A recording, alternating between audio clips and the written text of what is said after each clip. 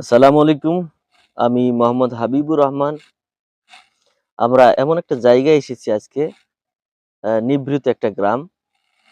দেখতে পাচ্ছেন পিছনে করে বাঁশঝাড় আর কি বাঁশবাগান। তো এখান থেকে বেশ 15 মিনিটের রাস্তা বা 10 মিনিটের রাস্তা হবে যেখানে জনবসতি আছে। তা আমারই মসজিদের আন্ডারে এমন একটা নিকুঞ্জ আজকে দেখাবো, সুন্দর একটা বাগান। তো বাগানের স্বত্বাধিকারী যিনি তার নাম আব্দুস সালাম সম্ভবত।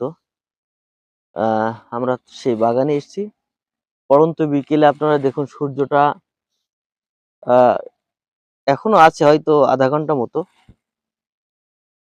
তো আমরা দুই বন্ধু এখানে এসেছি জাস্ট একটা এই বাগানের চিত্র নেব বলে। সাথে আছে আমার বন্ধু আহ মৌলানা শফিকুল ইসলাম। তিনি হজ এজেন্সির সাথে যুক্ত। তা আমরা চলুন দেখা যাক এনার বাসগৃহটা আগে।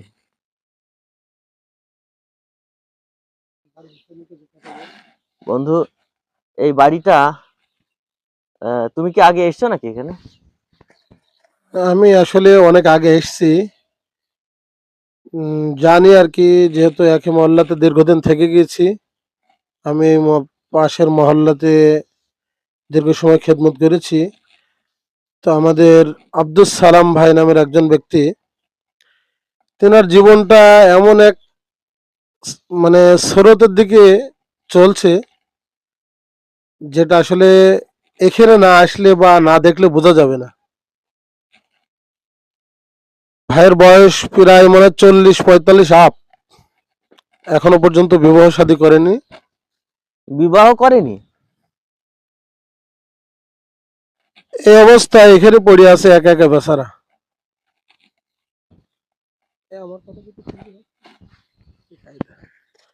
তো সব যতদূর মিলে জানতে পেরেছি। তার দিন রাত উভয়টাই এখানে কাটে।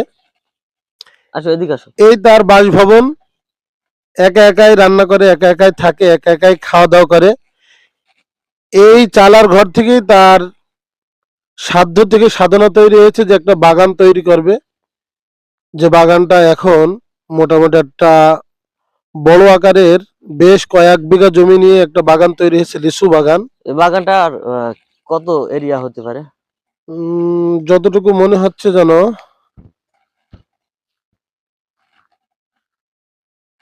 4 বিঘা, তো 5 বিঘে 5 বিঘে মতো হবে। 4 থেকে 5 বিঘা এমনই হবে।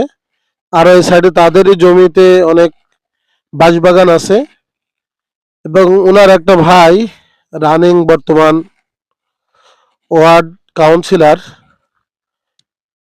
তো ভাইয়ের এমন একটা জীবন, আসলে এখানে না আসলে কাউকে বোঝানো যাবে না এখনো আমি পর্যন্ত। যতদূর শুনেছি তার একটা ভাই আর্মিতে চাকরি করতেন, এবং আরেকটা ভাই আসলাম সাহেব, তিনি এখন বর্তমান আমাদের এখানকার 2 নম্বরের ওয়ার্ডের মেম্বার।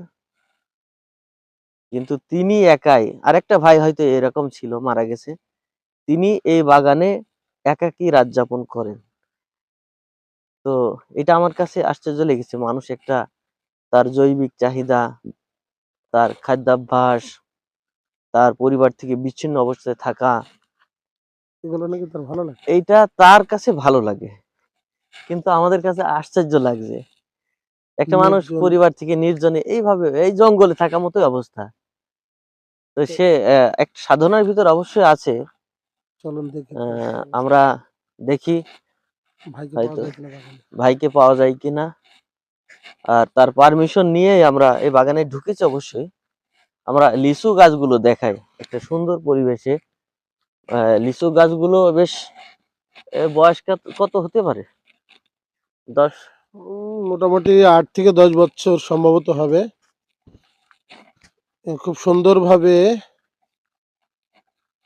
ট্রিটমেন্ট চালাচ্ছে যেন এবছরে ফলের আশা নিয়ে। যারা কৃষিবিদ ওনাদের কাছে পরামর্শ নিয়েছেন। আর 8 থেকে 10 বছরের বাগান, কিন্তু দুর্ভাগ্য হলেও সত্য, এখানে আহ একটা গাছেও এ যাবৎ কোনো ফল আসেনি।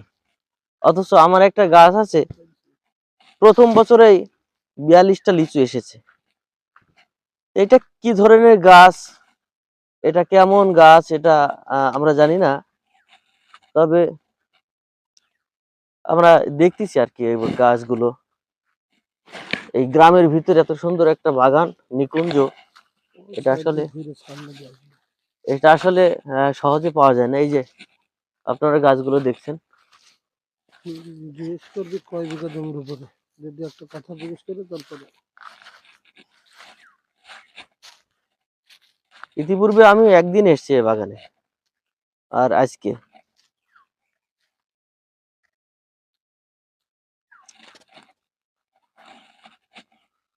তোমার এই বাগান কেমন লাগছে?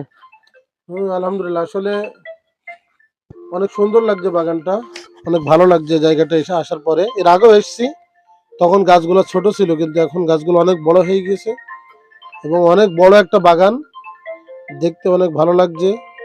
দোয়া করি ভাইয়ের এই বাগানে যে মেহনত চলছে ফলের আশায়, আল্লাহ তাআলা রব্বুল আলামিন তার নিয়ামত দিয়ে এই বাগানকে ভরপুর ভরপুর সাজায় ভরপুর। দিক আগামী বছর।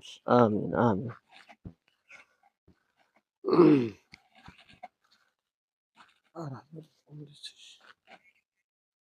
সালাম ভাই, বাগানের এরিয়া কত? কয় বিঘা জমি? 3 বিঘে।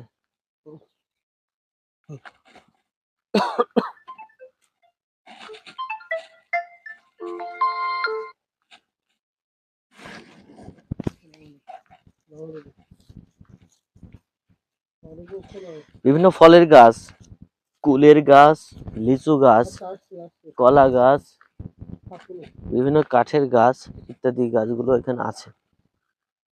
তো সালাম ভাই উনি একাকী থাকতে পছন্দ করেন, তাকে আমরা একাকী রেখে দিতে চাই, আমরা তাকে নিয়ে আসতে চাই না ক্যামেরায়। আপনাদেরকে বাগানগুলো দেখাই, জাস্ট বাগান।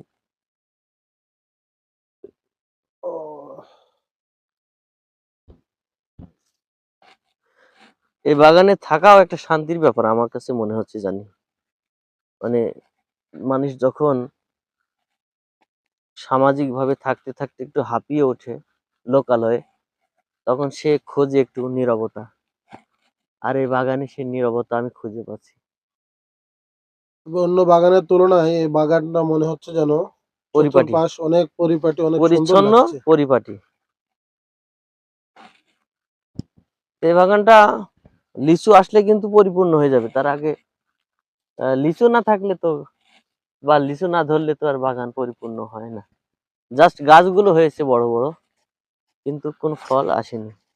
তো অনেক সময় পারিবারিক ভাবে যারা মানসিক অশান্তি, টেনশন ফিল করবেন, এখানে আসবেন, মাঝে মধ্যে ভালো লাগবে এবং সময় সাপেক্ষে আব্দুল সালাম ভাইয়ের সাথে দেখা করে যাবেন। ওনার কাছে স্পেশাল কিছু, কিছু রাইট রাইট স্পেশাল কিছু, টিপস পাওয়া যাবে। হ্যাঁ, যে একাকী থাকার ভিতরে কি মজা, ওনার সাথে সঙ্গ দিলে পারে এই টিপস গুলা আর অতি সহজে পাওয়া যাবে। যেহেতু প্রফেশনালি আমরা এক একটা জায়গায় আছি, আমরা ওই বিষয়ে আলোচনা করতে চাই না। একাকী থাকলে মানুষের বিভিন্ন মানে খেয়াল জাগ্রত হয়, সেই খেয়ালের ভিতরে উনি আছেন। আসলে স্বাভাবিক থাকলে এটা হতো না। আমরা যদি স্বাভাবিকভাবে চলাচল করতাম তাহলে সম্ভবত এই ক্রাইসিস বা এই ধরনের পরিস্থিতি আমরা পেতাম না। যেহেতু উনি একাকী থাকেন, এই জন্য অন্যান্য কিছু ওনার কাছে আছে টিপস। এই মৌলানা সাহেব বললেন টিপস। তো আমরা চলে যাব এখন। এই মুহূর্তে যাওয়ার পূর্বে আমরা আরেকবার তার একটু এই ঘরটা দেখাতে চাই। এই যে রাতে তিনি এখানে থাকেন। আমরা জায়গাটা এগুলো দেখবো। এটা আছে রান্নার জায়গা, এটা হয়তো পানি, এখানে ঘুমানোর জায়গা, ওখানে কিছু খাবার রাখার জায়গাও রয়েছে, আর এখানে একটা কল, পানির কল, টিউবওয়েল। টিউবওয়েল, আর পাশে ওইদিকে হয়তো একটা ছোট টয়লেট আছে। সব মিলিয়ে উনি এতেই তুষ্ট। আমি তাকে জিজ্ঞাসা করেছিলাম যে সে কি এতে তুষ্ট, সে বলেছে হ্যাঁ, সে এখানে থাকতে শান্তি অনুভব করে। তো আমরা আপনাদেরকে একটু জানাতে চাই যে আসলে সামাজিকতা, তার থেকে বাইরে এখনো মানুষ এভাবে থাকতে পছন্দ করে, যেখানে ইন্টারনেটের যুগ, যেখানে মানুষ আরো স্পিডে চলাচল করছে, সুবিধাগুলো পাচ্ছে, সেখানে মানুষ, এখানে দেখবেন বৈদ্যুতিক কোনো লাইন নেই, মোবাইল নেই, এমনকি এই যে গ্যাস লাইটের মাধ্যমে সে কুপি জ্বালায়। এই অবস্থায় মানুষ কিভাবে থাকে তো দেখলেন আপনারা। তো ঠিক আছে, আবার অন্য আরেকদিন কোনো সাধকের আহ মাধ্যমে পরিচয় হবে। সেই পর্যন্ত আপনারা ভালো থাকুন। খোদা হাফেজ। আসসালামু আলাইকুম ওয়া রাহমাতুল্লাহ।